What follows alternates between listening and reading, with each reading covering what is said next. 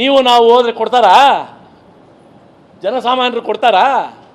ಈಗ ಆ ಟೈಮಲ್ಲಿ DCM ಆಗಿದ್ದರು ಮುಖ್ಯಮಂತ್ರಿಗಳು, ಅವ್ರ ಪ್ರಭಾವನೇ ಬೀರಿಲ್ಲ.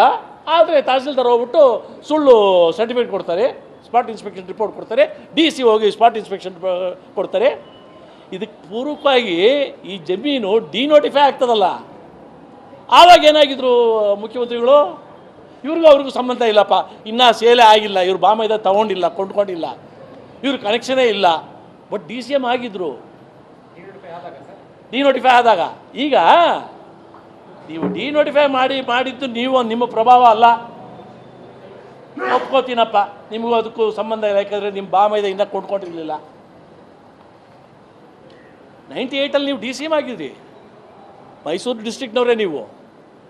ಒಬ್ಬ ರೈತ ಅಲ್ಲಿಂದ ಅವನಿಗೆ ಫೈನಲ್ ಅವಾರ್ಡ್ ಆದ 45 ದಿನದೊಳಗೆ ವಿಧಾನಸೌಧ ಮೆಟ್ಲು ಇಲ್ಲ MS ಬಿಲ್ಡಿಂಗ್ ಮೆಟ್ಲಿಕ್ಕಿ ಸರ್ಕಾರದಿಂದ ಅದನ್ನು ಡಿನೋಟಿಫೈ ಮಾಡಿಸ್ಕೊಳ್ಳೋಕೆ ತಾಕತ್ತಿರ್ತದ?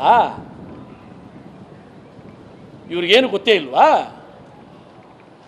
ಪ್ರಿವೆನ್ಷನ್ ಆಫ್ ಕರಪ್ಷನ್ ಆ್ಯಕ್ಟಲ್ಲಿ ನೇರವಾಗಿ ಮುಖ್ಯಮಂತ್ರಿ ಇಲ್ಲ, ಒಬ್ಬ ಮಂತ್ರಿ ಇಲ್ಲ, ಒಬ್ಬ MLA ನೇರವಾಗಿ ಅವ್ರು ರುಜು ಇರಬೇಕು ಅಂತಿಲ್ಲ. ಅವರ ಪ್ರಭಾವವನ್ನು ಬಳಸಿ ದುರ್ಬಳಕೆ ಆದರೆ that comes under prevention of corruption act. Krishna ಬೈರೇಗೌಡರಿಗೆ ಹೇಳ್ತೀನಿ, ಪೊನ್ನಣ್ಣ ಅವ್ರಿಗೆ ಹೇಳ್ತೀನಿ, DK ಶಿವಕುಮಾರ್ ಅವ್ರಿಗೆ ಹೇಳ್ತೀನಿ, HK ಪಾಟೀಲ್ರಲ್ಲಿ ಕುಂತಿರಲ್ಲ ಕಾನೂನು ಸಚಿವರು ಅವ್ರಿಗೆ ಹೇಳ್ತೀನಿ, ದ್ಯಾಟ್ ಕಮ್ಸ್. ಯಡಿಯೂರಪ್ಪನವ್ರ ಸಿಗ್ನೇಚರ್ ಎಲ್ಲಿತ್ತು? ನಾನು ಕೇಸ್ ಹಾಕಿ ಬೋಗಸು ಕಂಪ್ನಿಗಳಿಂದ ದುಡ್ಡು ಬಂತು ಅಂತ FIR ರಿಜಿಸ್ಟರ್ ಆಯ್ತಲ್ಲ, ತೋರಿಸಿ ಒಂದು ಸಿಗ್ನೇಚರ್ ಯಡಿಯೂರಪ್ಪಂದು ಎಲ್ಲೂ ಇಲ್ಲ. ಬಟ್ ಯಡಿಯೂರಪ್ಪನವರು ಮುಖ್ಯಮಂತ್ರಿಗಳಾಗಿದ್ದಾಗ ಅವರು CM ಆಗಿ ಇದ್ದಿದ್ದರಿಂದ ಇಲ್ದಿರ ನಡೆಯಲ್ಲ. That is the meaning of prevention of corruption act. ಏನೂ ಆಗಲಿಲ್ಲ ಇವರಿಗೆ. 2017ರಲ್ಲಿ ಮೀಟಿಂಗ್ ನಡೀತಾ, 14ರಲ್ಲಿ ಬರ್ತೀನಿ, ಈಗ 10ರಲ್ಲಿ ಗಿಫ್ಟ್ ಡೀಡ್ ಆಯ್ತಪ್ಪ ಅವ್ರ ಧರ್ಮಪತ್ನಿಗೆ, ಮುಖ್ಯಮಂತ್ರಿಗಳ ಧರ್ಮಪತ್ನಿಗೆ. ಆ ಗಿಫ್ಟ್ ಡೀಡ್ ಆದಾಗ ಏನು ಸಲ್ಲಿಸ್ತಾರೆ ಅಲ್ಲಿ? ಕೃಷಿ ಭೂಮಿ. ಎಲ್ಲಿ ಕೃಷಿ ಭೂಮಿ ಇತ್ತು ಅಲ್ಲಿ? ಇಷ್ಟೋ ಸೈಟ್ಗಳು ಮಾರಿಬಿಟ್ಟಿದ್ದಾರೆ.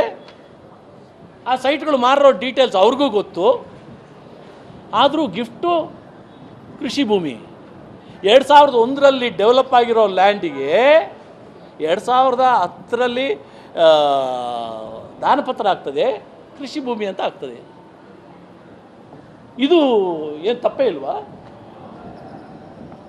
2014ರಲ್ಲಿ ಅಪ್ಲಿಕೇಶನ್ ಹಾಕ್ತಾರೆ ಸಿದ್ದರಾಮಯ್ಯನವರ ಧರ್ಮಪತ್ನಿ, ನನಗೆ ಕೊಡಿ ಜಮೀನು, ನನಗೆ ಆಲ್ಟರ್ನೇಟಿವ್ ಕೊಡಿ. ನಾನೀಗೊಂದು ಪ್ರಶ್ನೆ ಕೇಳ್ತೀನಿ, ಅವ್ರಿಗೆ ಯಾವ ಜಮೀನಿಗೆ ಆಲ್ಟರ್ನೇಟಿವ್ ಕೊಡಬೇಕು?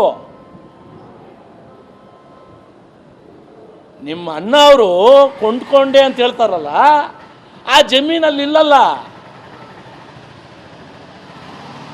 It is not there. Agriculture land is not there. ನಿಮಗೆ ದಾನಪತ್ರ ಬಂದಾಗಲೂ ಅಲ್ಲಿ ಜಮೀನು ಇಲ್ಲಲ್ಲ, ಇನ್ನು ಯಾವ ಜಮೀನಿಗೆ ಆಲ್ಟರ್ನೇಟಿವ್ ಲ್ಯಾಂಡು? ಅದನ್ನು ಪಕ್ಕಕ್ಕೆ ಕೇಳೋಣ, ಅದು ಆರ್ಗ್ಯುಮೆಂಟ್ ಪಕ್ಕಕ್ಕೆ ಕೇಳೋಣ. ಈಗ ಅಕ್ವೈರ್ ಆಯಿತು 2014ರಲ್ಲಿ. ಈ ಪತ್ರವನ್ನು ಇವರು ಬರೆದಾಗ, ಸನ್ಮಾನ್ಯ ಮುಖ್ಯಮಂತ್ರಿಗಳ ಧರ್ಮಪತ್ನಿಯವರು ಬರೆದಾಗ ಅದರಲ್ಲಿ ಉಲ್ಲೇಖ ಮಾಡ್ತಾರೆ, ಸೈಟ್ ಫಾರ್ಮೇಷನ್ ಆಗಿದೆ, ಪಾರ್ಕ್ ಫಾರ್ಮೇಷನ್ ಆಗಿದೆ, ರೋಡ್ ಆಗಿಬಿಟ್ಟಿದೆ, ಸೈಟ್ಗಳು ಹಂಚಿಬಿಟ್ಟಿದ್ದಾರೆ ಅಂತ. Everything is known. 2004ರಲ್ಲಿ ಕೊಂಡ್ಕೊಂಡ್ರಲ್ಲ, ಆಗ ಇವರು ಬಾಮೈದ ಆ ಜಮೀನು ಕೊಂಡ್ಕೊಳ್ಳೋದಕ್ಕೆ ಅಲ್ಲಿಗೆ ಹೋಗಿದೆ, ಮನೆಯಲ್ಲೇ ಕುಂತು ಯಾರ ಹತ್ರನೂ ಕೇಳಿದೆ, ಅಲ್ಲಿ ಎಲ್ಲಿದೆಯಪ್ಪ ಜಮೀನು ಅಂತ ಪರಿಶೀಲನೆ ಮಾಡ್ದೇ ಕೊಂಡ್ಕೊಬಿಟ್ರಾ? ಫ್ರಾಡ್ ಅಲ್ವಾ? Is it not per se fraud? ರೀ, ನನ್ನ ಮೇಲೆ ಆರೋಪ ಇದೆ, I agree, I am keeping it aside. ಇದು ಫ್ರಾಡ್ ಅಲ್ವಾ? Let's come, I dare DK Shivakumar to come for open discussion ಬರ್ತಾರಾ 1 to 1 ಬರ್ತಾರಾ?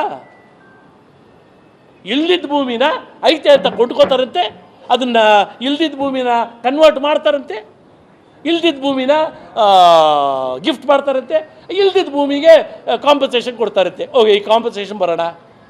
ನಿಮಗೆಲ್ರಿಗೂ ಗೊತ್ತು, ಅಕ್ವೈರ್ ಆಗ್ತದೆ ಜಮೀನು.